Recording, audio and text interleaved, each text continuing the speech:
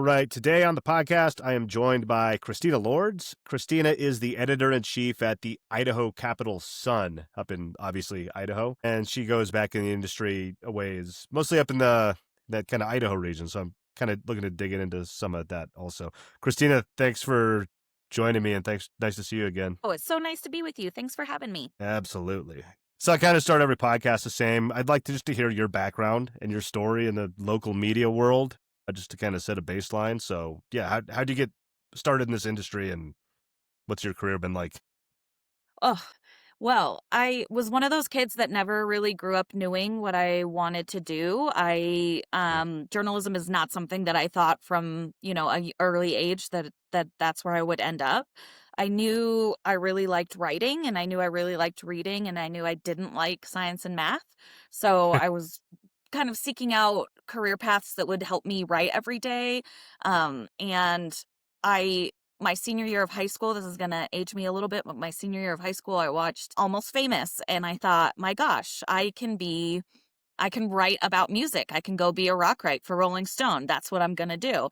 And so I randomly kind of put journalism down on my college application, totally fully thinking that I might be able to change courses if it wasn't something that I was into. And I started taking classes and I still wasn't too sure. And then my sophomore year of college, I had my reporting class with someone who's still very close to me as my mentor. And he really said, you do know you can write, right? Like, you do know you're going to be the editor-in-chief of the school newspaper, right? And I just kind of had someone say that I was good at this, and then started to believe that myself. And so I actually did apply to be on the arts and culture staff at the student newspaper, and they didn't have an opening, but they did say I could go cover student government. And I was like, no way. I don't even know anything about that. And they were like, well, that's what we got. And I've been covering local government and government related issues ever since. So it was something that I kind of thought, okay, maybe this is an idea. It would keep me writing every day, which is what I was truly interested in. And I've just been doing it ever since. I really found my people at my student newspaper at the University of Idaho, and my first job was doing, writing up the senior center memos and like the menus and doing the obits at my first little newspaper right out of school. And I tell people all the time I'm a masochist. I don't know why I'm still doing this, but it must bring me some kind of joy. So here I am. Yeah, that's how I got started anyway.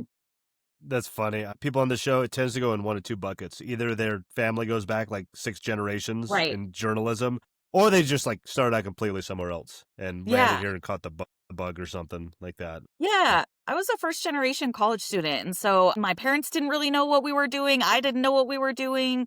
My mom said, it's really the one thing my mom was kind of like, are you sure you want to do that? Like, are you sure you want to live in a cardboard box for the rest of your life? And I was kind of like, I don't know. And then I just really ended up finding a path. Cool. Well, you mentioned that, you've been covering government and stuff since those early days. Can you tell us a little bit about the Idaho Capital Sun and kind of your day-to-day there as editor-in-chief? Yeah. Yes. So the Idaho Capital Sun is a nonprofit news organization that focuses on state politics and policy. And we are a part of the state's Newsroom network, which is in, I believe, 39 states, and then has partnerships in the other states that we don't have our own outlet in. But the Idaho Capital Sun is really laser focused on state government, the state legislature, anything the governor's office is up to. We're also very interested in covering election-related things and voting-related things. I grew up going to vote with my mom and always getting the little sticker and stuff like that. And it's always been just something that's been ingrained in me, that so many people have had to do so much to make sure that all of us have the right to vote. And I just really, truly believe that people should have access to that information, that they should be voting regularly. I talk to a lot of people that are disillusioned with the whole political process. A lot of people tell me that they can't even read about politics right now, or that they don't vote because they don't think it matters. I truly believe, especially as you get, from the presidential level down to the granular city council, school board, those sorts of levels, it absolutely does matter.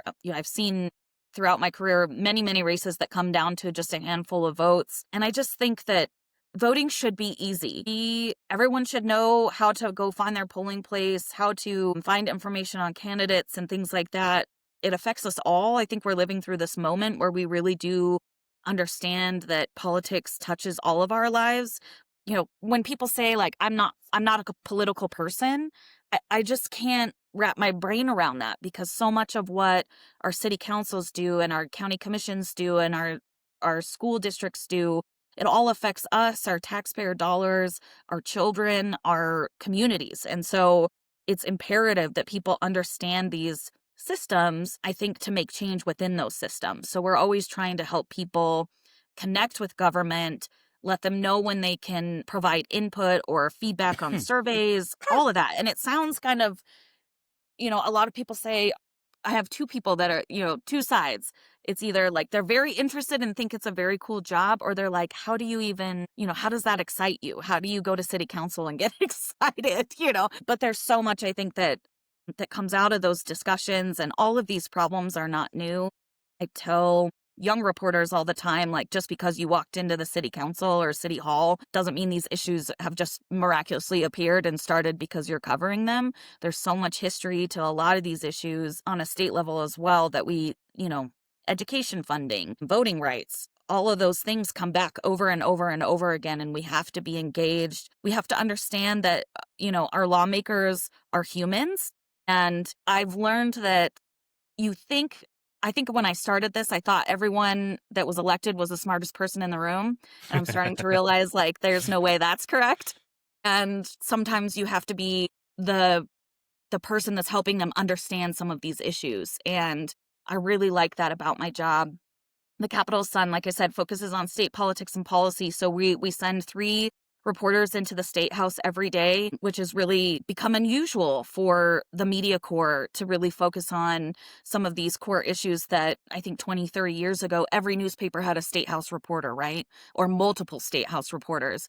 And now, my first legislative session was in 2013. I covered it for the Idaho Falls newspaper, which used to send someone, it's about a 4-hour drive from Idaho Falls to Boise to the Capitol.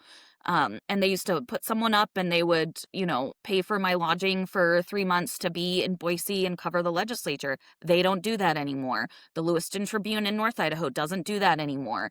The Times News in Twin Falls doesn't do that anymore. So we have these people that are trying their best but might not be the most educated about a lot of these issues, making these decisions for us, and no one's watching them.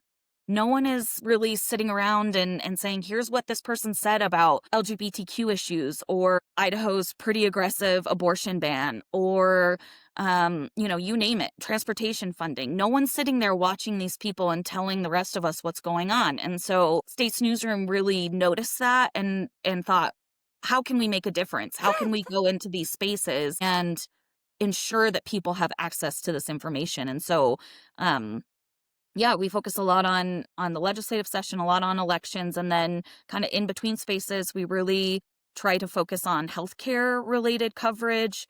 It's the pandemic, I think, is still with us in a lot of ways, and a lot of these issues have come to the forefront on how people get insurance and how people can take care of themselves and their families, and that's becoming harder and harder and more expensive. We need people like our reporter Kyle, who understands Medicaid. I don't understand Medicaid, but Kyle does.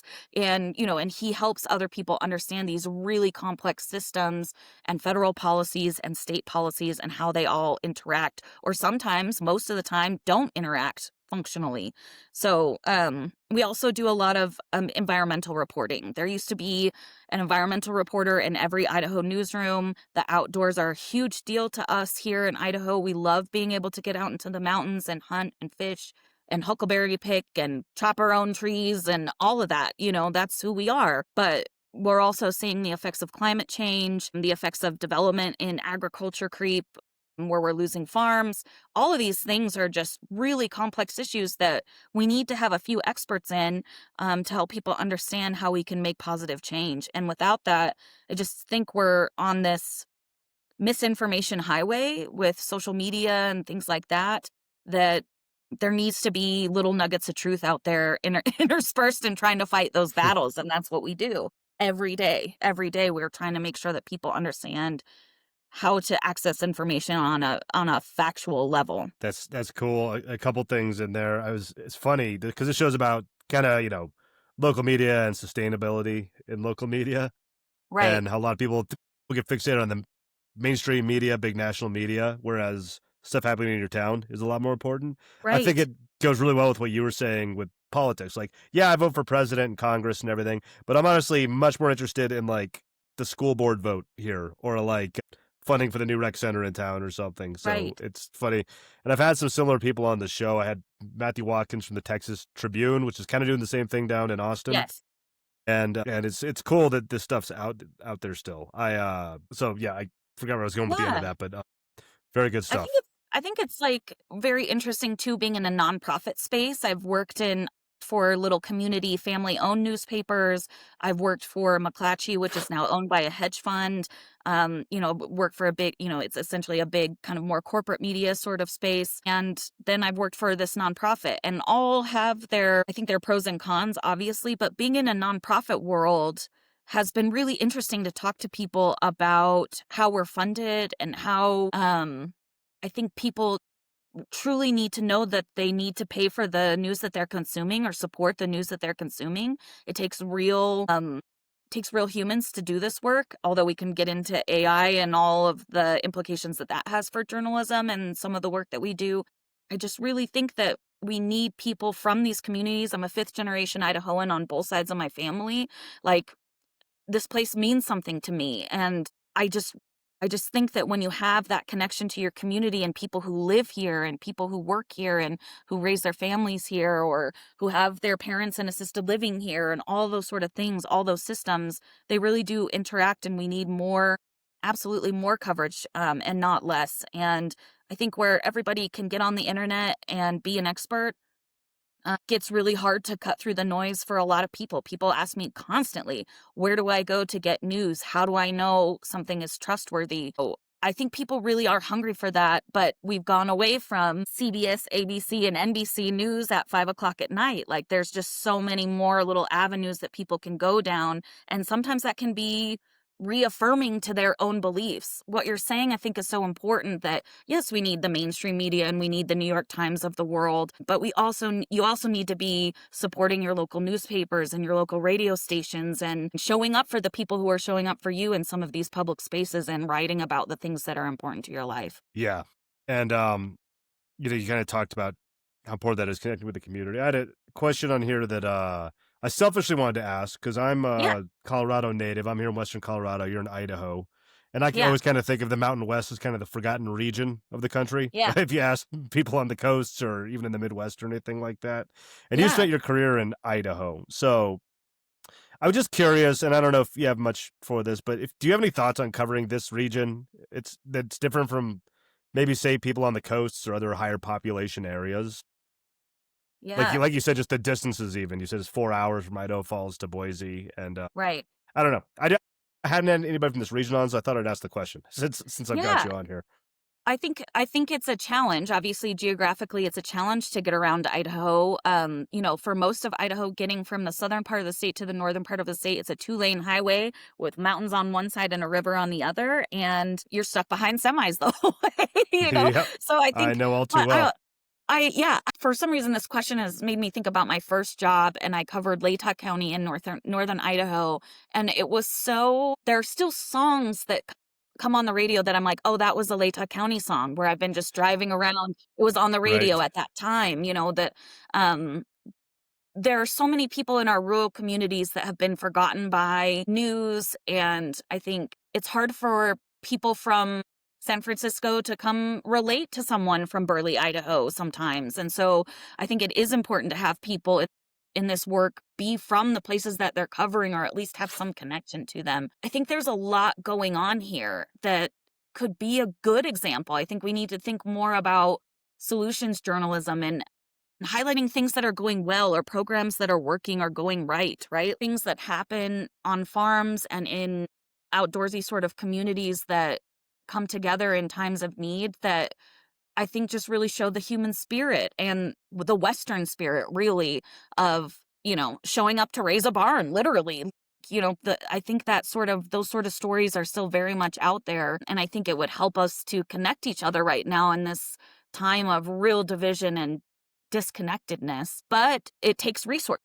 Right. So we just finished the biggest project in Idaho Capital Sun history, our 5 years that we've been around or so, on the reintroduction of wolves into the West. And so, my reporter and our freelancer that worked on this project kind of came to us with this harebrained idea of like, can we go drive thousands of miles around Yellowstone and North Idaho and into the Frank Church Wilderness of No Return and like talk to these people and talk to cattlemen who are affected by this. And, it took a decision on my part to say, yes, go invest the time, go invest the mileage, go invest the travel for this. It means we're getting less out of you in those moments daily, the daily churn of everything. Idaho Capital Sun has 4 staff members, me and 3 reporters. That's it. So sending someone off to Yellowstone for 2 weeks is a commitment, but it's something, like you're saying, that there are stories out there that deserve to be told. And I don't think time or money or geographical distance should get in the way of telling a really, really great story. And that's what that was. So our Howl series was a 5-part written series and an accompanying podcast that you can go listen to anywhere podcasts are sold, basically. And it's been fantastic for our room because I think people recognize, oh, the Capital Sun is interested in environmental issues, is cognizant of the fact that some of these deep contextual stories take time and effort, and getting out there and rolling along in a pickup truck with the world's best wolf hunter. Like, you just don't get that from sitting in a computer on your phone or like this on a Zoom call with sources. You've got to invest and get out there and tell these stories because they're worthwhile. There's a lot of amazing things happening. And I think there's a lot of stories of like redemption and community help and connectedness in rural America that we don't get from big urban centers like Boston or New York or wherever, or the East Coast. So, and I think people need to understand that like out here it takes so much longer to get anywhere, right? Like my hometown of Pocatello is a 10-hour drive to where I went to college in Moscow. Like, and you can stay in the whole time. Like, so it does take time and investment to tell good stories.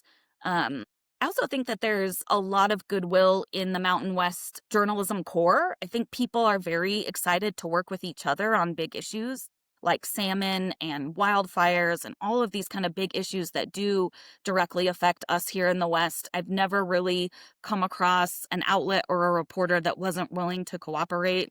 Or I think I think journalism is changing from this like exclusivity sort of little space where everyone wants to be first, and of course everyone wants to be first. Everyone wants to be unique. Everyone wants to be exclusive. But I think the greater good of people understanding some of these issues, like us partnering with Boise State Public Radio for our Howl series, made it what it was. Without them, it wouldn't have been what it was. And without us for them, I think the reporting would have been not as strong. So we've got to find ways across newsrooms, I think, to tell these stories too. That's awesome. Great answer. And yeah, like to somebody listening from the coast, as soon as you brought up the wolves, I'm like, oh man, that's a hot button topic here in Western Colorado. Totally. Yes. Yeah, like they just introduced him here. 90% of Colorado's population is in Denver. I'm in Western Right. Colorado, 6 hours from there, and the ranchers Right. out here are not too happy about it. Anyway, that's a whole different Yes. thing, but it's just like Yeah. interesting stuff like Oh, it's that. the exact same story. It's the exact same story. Yeah, I've been reading about that. And Idaho refused to give Colorado any of our wolves because because Republican officials don't want to see the propagation of the species continue. That so we're all interconnected in all of these issues. For sure. It doesn't stop at state lines. Yep. Okay. My next one I had, you'd brought it up before. Just talking about how you think about running the newsroom and everything. It's my obligatory AI question, as I say. Yes. Because it's a big question because it means a lot of different things. But I'm just curious your thoughts on the emerging AI ecosystem and if you or your team are using any tools in your workflow. Most folks I have on here say it's a hard no on actually writing, reporting. But I've seen some interesting use cases of people using it in other ways. So I'm curious how you're thinking about it and using it. We just had a training in Eastern Idaho for the Idaho Press Club, and this is one of the topics of discussion. I feel like I don't know enough, first of all, and I think it's like a real hesitancy because I don't want to know. I feel like I've seen the way social media has influenced journalism and what I do and people's reception to information. And I worry that this is just an accelerant on an already like hardcore dumpster fire of how do we suss out truth? How do we determine what's real? So our newsroom uses things like Otter, which uses AI to help transcribe interviews, things like that. I know State's Newsroom is working on an AI policy. We don't have one in place yet. I do think if there's a way to harness AI to use to help understand big sets of data that might take a lot more human power or human brain to kind of find conclusions to, I could see it being useful that way. I get really nervous about the writing part of it, of using AI to help us write. I just don't know how AI can replicate human connection and human emotion and hearing when you go and you sit down. Um, I don't know why this story popped in my head, but I did this story once about this guy who became a paraplegic through kind of a freak accident he was playing with his son and he became disabled and had to use a wheelchair and stuff. And I remember sitting with him at his kitchen table and he's crying and I'm crying as he's telling me these stories and stuff. And it truly made the story better. I was able to see his environment. I was able to walk in and see these things and smell the smells and hear the music that was playing and see that, he was a religious person and had crosses in his house. Like those sort of details. I don't know how AI can replicate some of those parts of what I do. Can it be used to help me understand traffic collisions that in a huge data set that might be important, or trends in crime or trends in tax cuts? All of those things I think are really interesting applications of AI and could be helpful to reporters. I just worry about people's perception of what we do too. I've gotten a couple of emails of like, was this written by AI? Like readers are asking us that. Too many M dashes and people think I love the M dash. So it's like, no, I was here before, I was M dashing before AI was M dashing. So, but it just, I don't know. I have I a feel deep bad for unease. people that use M dashes before. It's being taken from us. Sorry.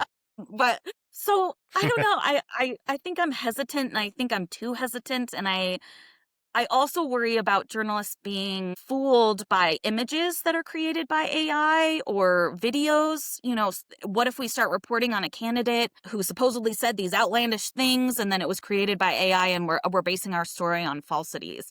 So it's like, I think I need to really figure out, how do I spot AI when it comes to the information that I'm trying to suss out and differentiate between real and fake? That's another thing that kind of keeps me up at night.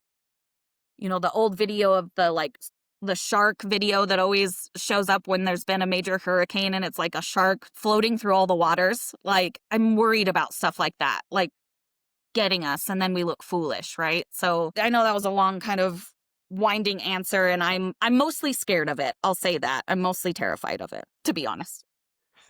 That echoes like what I've heard. Almost everybody's like, no, we're not doing our reporting. We're not letting it write for us. But there's Right. interesting stuff happening. Like there's interesting use cases for sure in terms of efficiencies and even new ways of, creating like revenue and stuff. I've heard some cool ideas, but good stuff. Yeah. Okay, so I've been asking everyone this recently.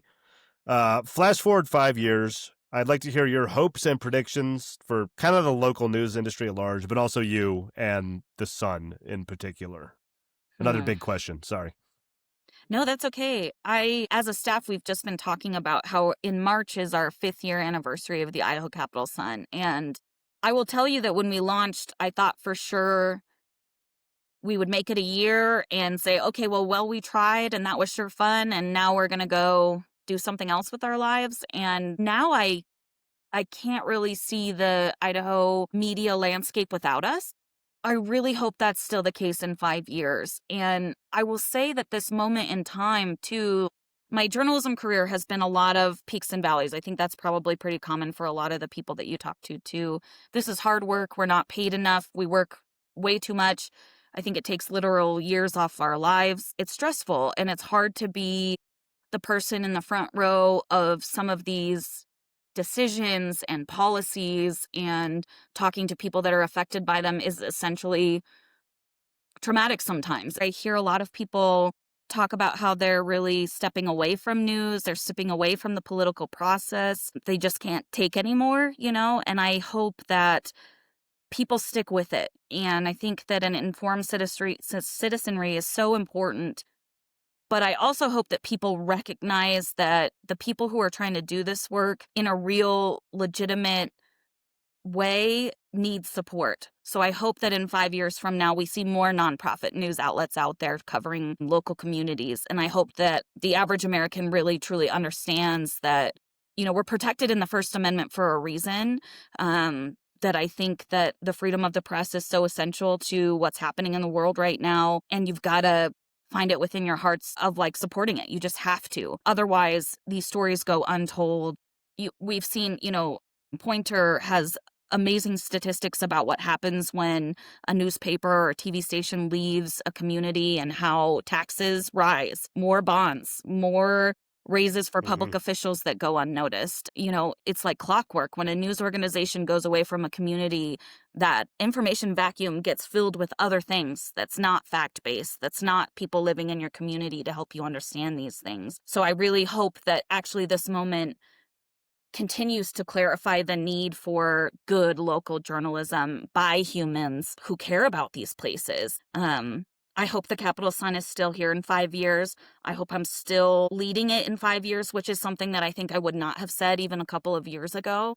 I think I feel more dedicated and more kind of sure in my skis in this moment than I have about journalism in a long time, because I think that there's just so much that we can do to help people see what's going on and see the ramifications of these decisions, and then help people, make decisions for themselves on how they want to vote or how they want their taxpayer dollars to be spent and what kind of communities we want to live in. I think journalism plays an essential role in all of that. And we just really need people, everyday people, to understand that it does take human time and treasure to create some of these stories and to track some of this stuff down and help people understand the world around it. I think we're really living in a time where that's just been reaffirmed almost every hour. Some news event has happened where you know about it because a journalist was sitting in the room asking questions, and that just really can't be replicated or lost without some real ramifications to our states and our communities. I hope we're here in 5 years. Awesome. I really do. Good stuff. Yeah. I think so. I think I'm an eternal optimist. Yeah. I'm not. So thank you. Christina, that's great. Yeah. I always find a way to figure out something's going to be great. Yeah. Yeah. Okay, Christina, this has been great. Where can people find you online? What do you want me to link to, or anything you want to promote or anything in the podcast? IdahoCapitalSun.com, especially if you're interested in the West or Western policies, Idaho policies. We love this state. We love trying to get out, like you were saying, and trying to cover things from travel and try to be physically there in some of these places.